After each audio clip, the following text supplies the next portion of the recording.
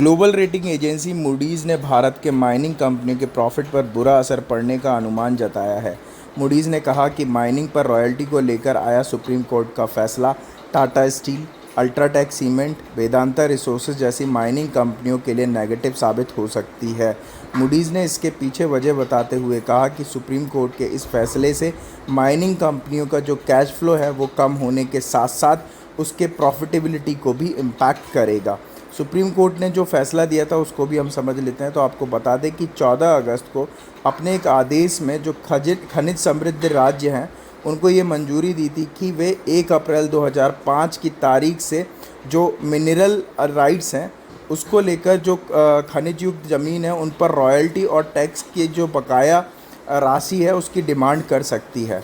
और इसलिए Moody's ratings ने सुप्रीम कोर्ट के इस फैसले को लेकर एक बयान में कहा कि भारत में माइनिंग ऑपरेशन करने वाली कंपनियां जैसे Tata steel, UltraTech cement, JSW steel और इसके अलावा वेदांता रिसोर्सेज के लिए पिछली तारीख से टैक्स लगाने पर जो नेगेटिव इम्पैक्ट होगा वो सामने आएगा, क्योंकि इसमें जो किस्तों में भुगतान करना होगा, जो कैश जो भी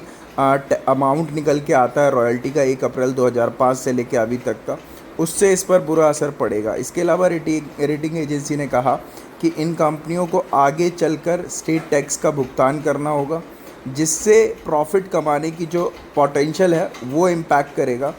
मूडीज़ ने इसके साथ ये भी कहा कि कंपनी का जो बकाया टैक्स है उसकी जो पेमेंट करनी है वो 1 अप्रैल 2026 से शुरू होगी, जिसको 12 सालों की किस्तों में पे करना होगा। लेकिन अगर हम बात करें कस्टमर्स की, तो कस्टमर पर इसकी कॉस्ट का जो बोझ डाला जाएगा उससे कंपनी का जो प्रॉफिट अर्निंग करने की जो पोटेंशियल है वो कम हो सकती है। और इसके अलावा मूडीज़ का ये भी मानना है कि जो नए टैक्स हैं उसके साथ साथ कंपनी का जो कैश फ्लो है उसमें भी कमी आएगी, जिससे माइनिंग कंपनियों का जो कैपिटल एक्सपेंडिचर प्लान है उसको कंपनी को शुरू करना पड़ सकता है।